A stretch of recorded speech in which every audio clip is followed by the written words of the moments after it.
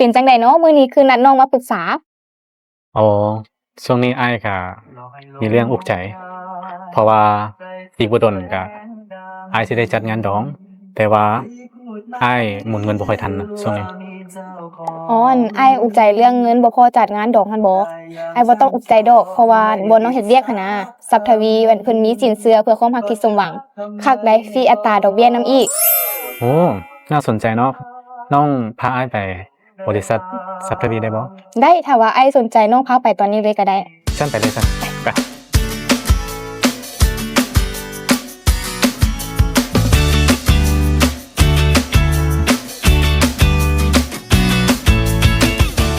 ไผที่ต้องการความรักที่สมหวังเงินสะดุดในการจัดงานแต่งอยู่แม่นบ่แนมมาหาทรัพย์ทวีได้เด้อเพราะพวกเฮามีสินเชื่อเพื่อความรักที่สมหวังพร้อมตอบสนองให้คู่บ่าวสาวที่กำลังจะจัดงานแต่งมารับโปรโมชั่นดีๆกับพวกเฮา